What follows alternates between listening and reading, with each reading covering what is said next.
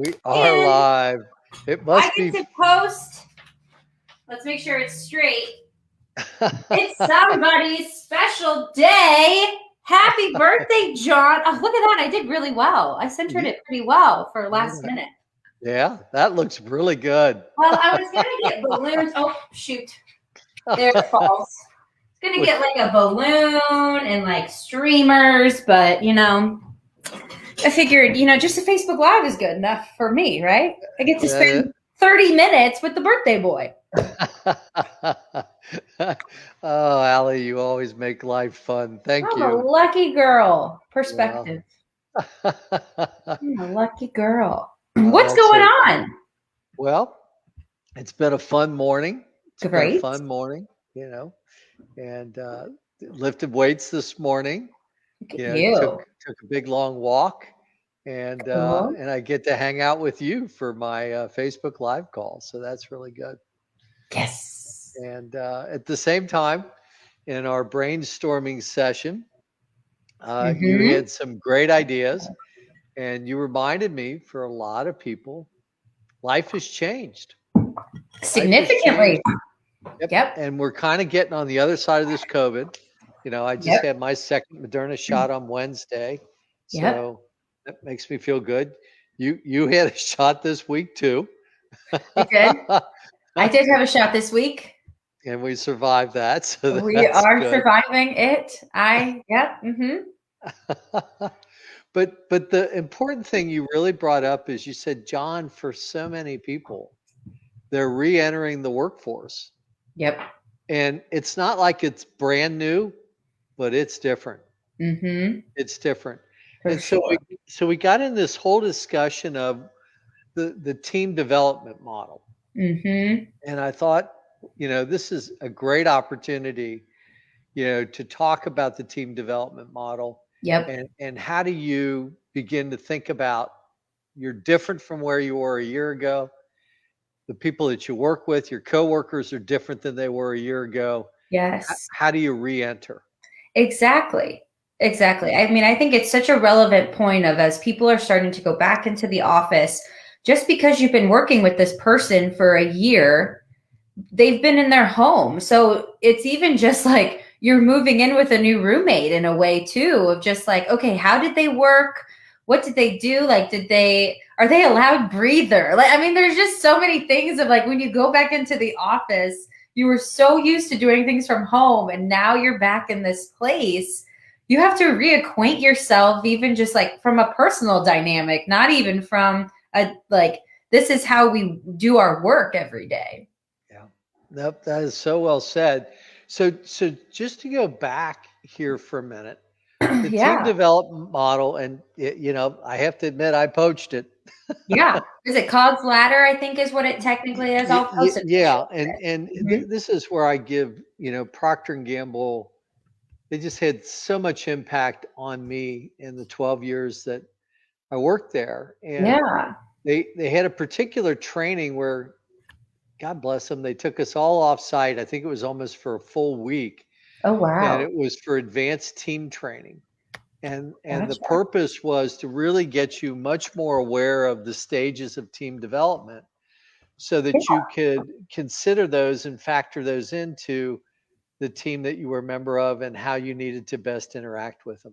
That's great. Isn't that wonderful? And so the first step that they always talked about was the polite stage. And even though you may be going back into an existing team or an existing department when you come back to work, I think you have to remember, some of the coworkers that you have, their marriages may have changed over the last 18 months. Yeah. They may have lost loved ones, or they may have gone through a period where they thought they were going to lose a loved one. Yeah. All these things that really shape somebody's life. And, we went from not thinking about things like COVID to we're bombarded with that information. Yeah. And for many people, they're probably not coming back in maybe in as good a physical health as they were before. Yeah. Or mentally, they might not be fully on their game. Yeah. Or just relationally, they need some time to heal. And I think the more we can be aware of that is good. So this first stage is just polite. You Yeah. know, team members are coming back. They're a little bit nervous. They're Yep. a little bit reserved. You know, they're different than they were before. And Yeah. they're probably just a little bit unwilling to share openly yet.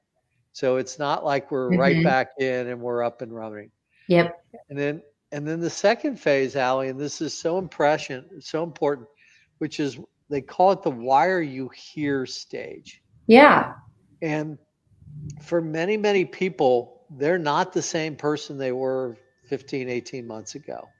Yep. And they need to acknowledge that. And the process that we go through with Untapped is we do this 3-year future focus, Mhm. and that's built on the foundation of where are you uniquely gifted. Yep. And we do a SWOT analysis. And again, the SWOT analysis gets really interesting because as you and I've talked, when we look at strengths and weaknesses, that's really based on a lot of your assessments. But Mhm. when we look at the opportunities and threats, it really gets back to the outside world is different. Yes. And so all you have to do is look at the news with what's going on in Minneapolis, Yeah. look at the news and see the terrible news that we had this morning out of Indianapolis. And Yes. it's like, look, we are in a different time. And I Mhm. know for me, Allie, I read a lot of Ray Dalio's postings, Yeah. and he talked a lot about where we are financially. Okay. And he talked an awful lot about the modeling he's done Yeah. on debt cycles, and what happens at the end of a long-term debt cycle. Yeah. And he even talked about, and I want to be careful how I use these words, but that this is a period of time where there's a lot of polarization and a lot of Okay. people just disagree with each other politically. Yeah. We have a new president, we have a new Mhm. Senate, we have a new Congress. There's Yeah. just a lot going on. Yeah. So it's so important as you walk back in, Mhm. that you're clear on who am I and why am I here? And Allie, I Yeah. have to be really self-critical. I go back and think of myself in the earlier years of Procter and Gamble when I worked there. Yeah. I did I did a lousy job of living intentionally. I was responsive to what everybody else wanted. I Gotcha. didn't take the time to really prepare for meetings. I didn't Okay. really prepare myself and know why I was there. And Okay. in hindsight, I wasted a lot of people's time, in meetings and working agenda items that I don't even know why I was working. And because Yeah. I wasn't focused, I caused other people to waste their time and not be focused. Yeah. And so it just comes back to doing your homework before you go Mhm. back into the work environment and saying, Yeah. over the next 3 years, where am I trying to go with my career? What Yeah. am I trying to do financially? Mhm. What's my personal growth plan? Yeah. And am I designing that into my weekly planner and Mhm. into my quarterly priorities so Yeah. that I am super focused and using my time and other people's time really well? Yeah. Well, So, and I think you did a great job with like the podcast that just came out on Wednesday, which was what does your employer think of your future? I think this is like in that stage as well as how can you prepare yourself before going in back into the office to make sure that everyone's aware of what expectations are. And that's one thing that Jay always talks to me about. He's like, manage your expectations. Like if you want something done, you need to tell people that this is how you want it done. And managing the expectations here is so much easier than later on when you can like then that's where like major conflict happens, right?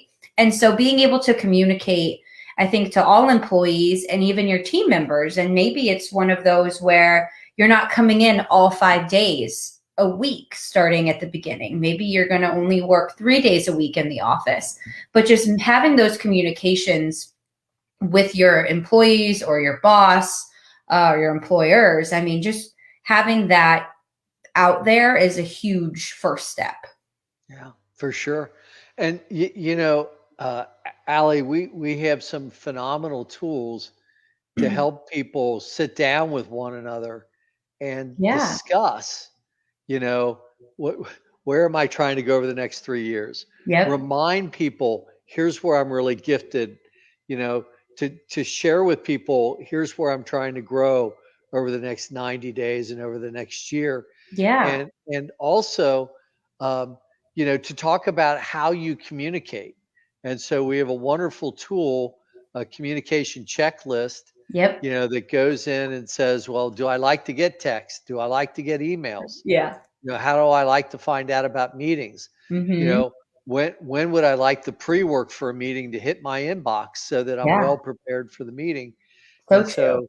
so these are all things that help. So I would have said, the one action that we would suggest that everybody take is look at your calendar, go back, look at who you work closely with, and Mm-hmm. say, okay, I'm going to go get a half hour one-on-one time with them, and let's just talk. Let That's me great. find out where they are. Yeah. Let them remind me what's important to me, and let's just Mm-hmm. have that discussion. Yeah. That's a great advice. Yeah, Great advice. yeah.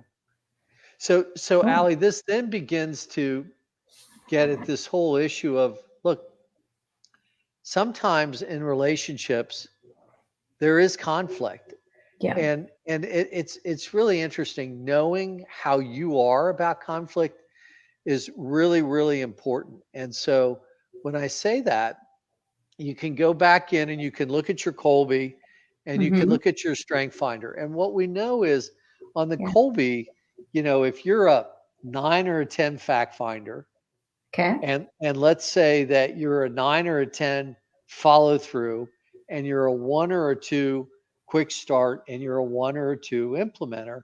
Uh-huh. Nobody wants to say it, but you're perfectly designed to have conflict, Yep. and you're going to have conflict more often. If, on Mm-hmm. the other hand, you happen to be one of these blessed people we call facilitators Yeah. that are 5s and 6 across all 4 of those Mm-hmm. areas, those folks get along with 90% of the people 90% of the time. Yeah. So as we're going back into the work environment, knowing how you're designed, Yep. knowing your potential to have conflict is important, and also understanding when you're a facilitator and you're supposed to go in and actually resolve the conflict. Yeah. So, when I was reading Dalio this week, he talked about when you look at society right now and you look at the financial things that are going on, Mm-hmm. a lot of institutions have to change, and they have to change faster than they've been changing. And you also have to kind of acknowledge that the systems have not been working well for a long time. Yeah. And so this creates the potential for conflict. And so the question that you get into is, what's your role Yep. in beginning to have some of that conflict? And Yeah. conflict can be very healthy Yeah. if the right people lead it the right way. Yeah. And again, I was on a call this week, beautiful man, and he's across the middle, and then he's got a 7 quick start. And I said to him, I said, you have to be really careful you don't enter the conflict zone too early. And he Yeah. said, John, what do you mean by that? I said, you're not Yeah. supposed to show up until the conflict is well known and the two parties have kind of had it out a Yeah. little bit. They're punched out a little bit, and they're finally looking at each other going, I have no idea on my own Yeah. how to bridge this gap. And I said, Yeah. that's when you'll know it's time for you to come in. And it's really interesting because he's a 7 quick start, but importantly, he has a lot of strategic cards in his strength finder domains. And Yeah. so his role between relationship and strategic is to Mm-hmm. begin to say, okay, how do we build a bridge here and Gotcha. come together? Yeah. So this third stage in the team development model, Ali, is actually, we call it the power phase, but Power it's space. it's conflict, Yeah. and knowing when and how you fit into the conflict is really important. Yeah. So just as an example, I know, with my Colby, I'm Mm-hmm. a 5 on the fact finder, Yeah. I'm a 3 on the follow through, and I'm a 9 quick start, and I'm kind of probably a 3 implementer. I Yeah. know part of my role is to vision cast, and part of the vision casting is and not everybody loves this, but Yeah. there's the 4-step change model, which is unconscious incompetence, Yep. conscious incompetence, unconscious. I screwed it all up, didn't I? You're good. It's so bad. So let me get it right. So unconscious incompetence. I don't know that there's a problem. Exactly. And then you go into the second stage, which is conscious incompetence. Thank Yep. you, dear. You're good. I got you. And then the third is conscious, where I have to think about it to be competent. And then finally, unconscious competence. Yep. But my role in the world, and it's taken me a while to understand this, is to be a little outspoken and to do it early. Yeah. And it will create conflict because people don't want to hear that they're not doing well. So I was actually in a group this week, that's part of Change Your World with Maxwell. And I said to the group, please excuse me, but I'm just going to be a little louder than usual over the next few months, because there's so many important financial decisions that need to be made on a macro basis. And we're not seeing it set up right. And then we're also seeing an incredible number of people, as they're doing their tax returns, Allie, they haven't had raises in 3 to 5 years. Yeah. And you want to say, look, with all due respect, why is that okay? Yeah. And if we go into this environment and the government's saying 2% inflation per year, I just want everybody to understand that's 22% inflation in the next 10 years. Yeah. And if you're going in and you're not getting raises, what makes you think that's going to change? And how are you going to offset the inflation? So all I would say to you is, we're going to go into a phase where a little more conflict's needed. Yeah. But then we also need our healers to come in. So it's like, well, who of my friends, who of the people at work, who are my friends are people that I can go to when I need to have conflict, but I don't know when and how to do it. And there's some people that are just really good at it. Yeah. And I think talking to them makes a lot of sense. Yeah. Well, and I think it's important just to remember that it's part of the process. Conflict is going to happen, but honestly, to get you into the most efficient and powerful team, you need to go through that conflict. And on the most of it, I mean, that's like where your greater friendships happen, is when you had that big fight and you've spoken out and you all are able to share your piece. And that's kind of when you're able to wake up and say, okay, cool. We know where each other stand. Now let's work together and how we can best have this be successful. That's beautiful what you just said. And Allie, part of it is trying to understand, well, why do we see it differently? Yeah. So, just as an example for me, because I think a lot distantly, the person that's very short-term oriented won't understand what I'm talking about and why. They don't have the same data that I do. They will not have the same analysis. They won't have the same conclusions and won't necessarily buy into the recommendations and next steps. The other thing that happens is, if I'm trying to drag you in a direction that's completely inconsistent with your 3-year future focus and your growth plan, you are going to resist. Yep. And then the other issue that we have, and this gets really important, if we need to have some conflict and I've got harmony as my number one, and I don't think you're treating people as well as I think you should. Yeah. I'm going to speak out. Not because I disagree with what direction you want to go, but because of the way that you're treating people. And I would say we just need to learn to listen and talk to people through that. 100%. Yep. But Allie, I am going to ask you to post in the notes today this Ray Dalio piece that just came out. And I will tell you, it's a little bit of a heady read. Yeah. But boy, I can't think of a better time to read it. And if down the road anybody wants me to go into some sort of a separate session and go through the Dalio posting, would be glad to do it. But he is basically suggesting in a major way that we're going to go through a period where there's internal conflict in the U.S. And there's going to be more external conflict with our neighbors. And a lot of this happens, Allie, when there's too much debt. When we put because that causes stress and then everyone freaks out.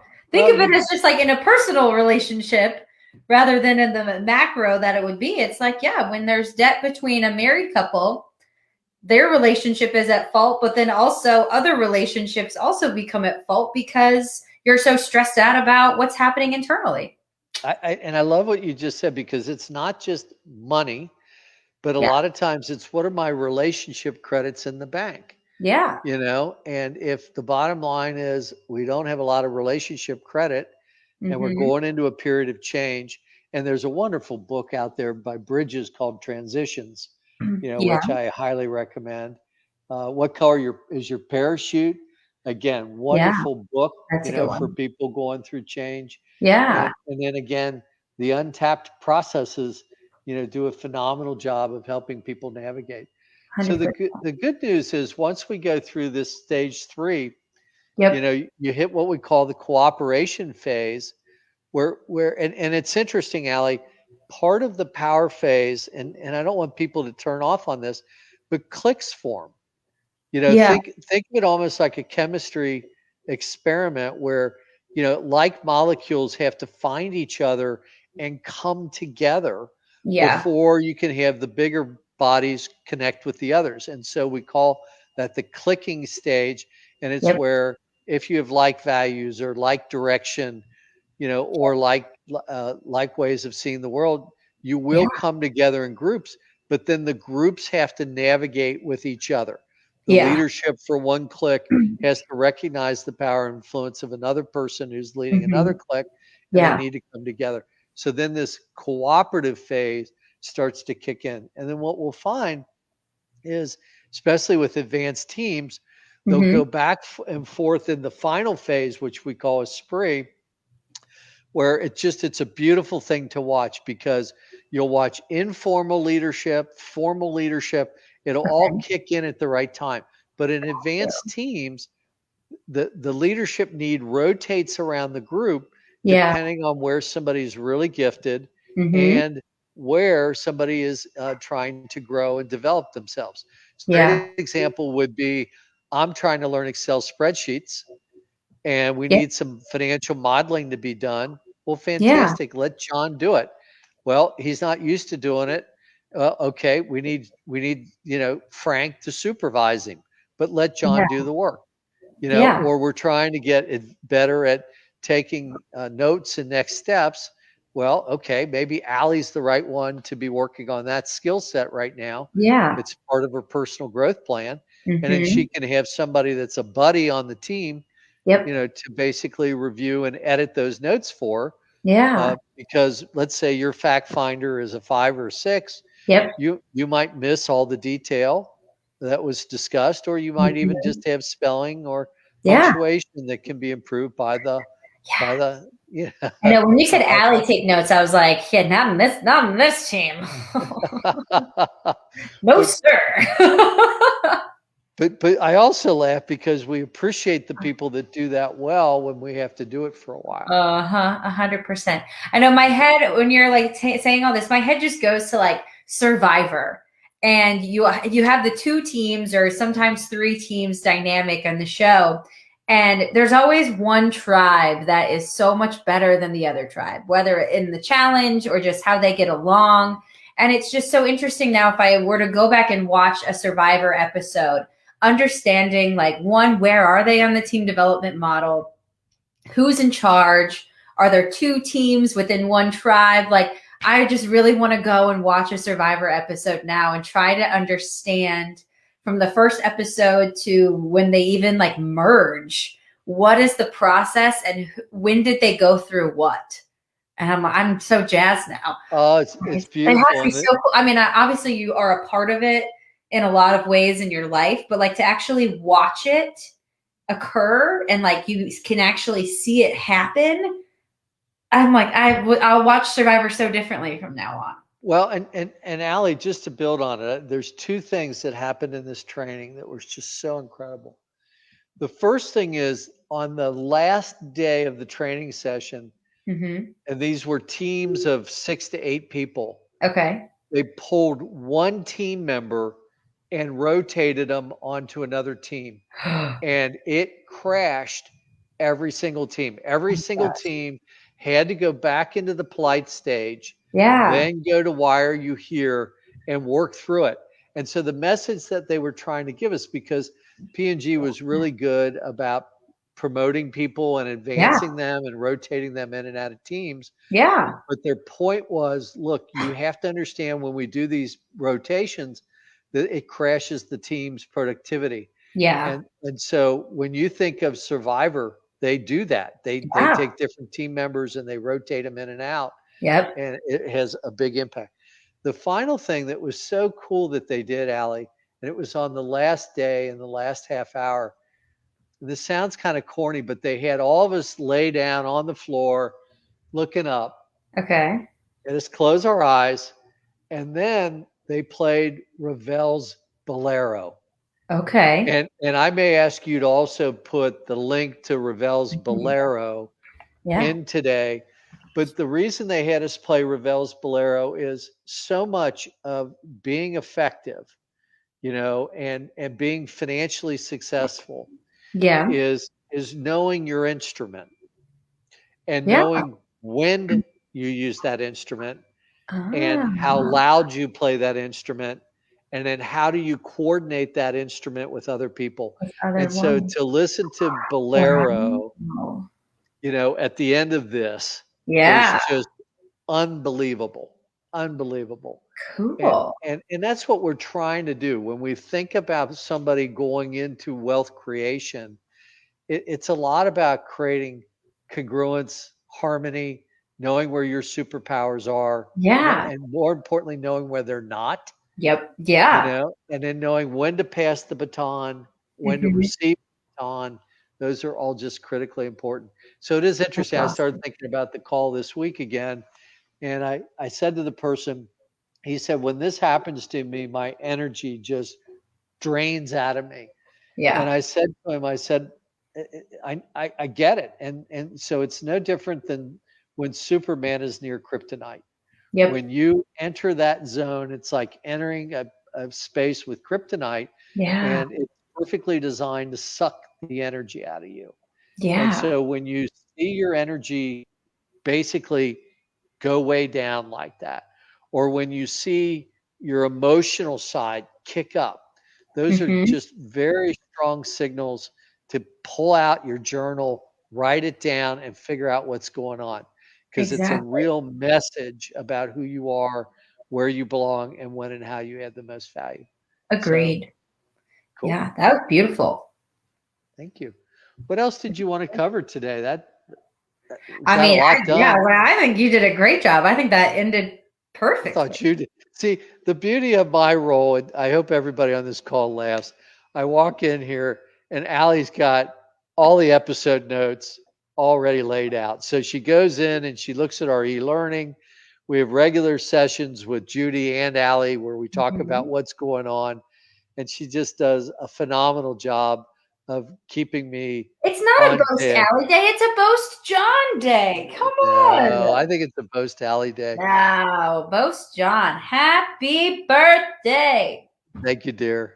Well, I don't want to keep you any longer than you have to. Right? Well, we're coming up on 28 minutes. So we are. We'll just, thank the audience for being with us today, and thank Allie for getting this all set up. And we'll be back next week. We have an exciting one. We're going back to a movie and breaking down the movie. And what movie is it'll be announced. Do you want me to announce it right now? Oh, sure. We're going to do Groundhog's Day. Oh, that'll be a blast. Yeah, I'm pretty excited. That'll be a blast. Oh, yeah. Oh, yeah. These unbreakable patterns in our life. We gotta get some Bill Murray in our life. We're Cincinnati. He was such a big Xavier fan for so long. We have to go back to it. Absolutely. All right. Allie, thanks for a great session today. Of course. Have a great weekend. Enjoy the rest of your day. Thank you, dear. Bye-bye. Bye.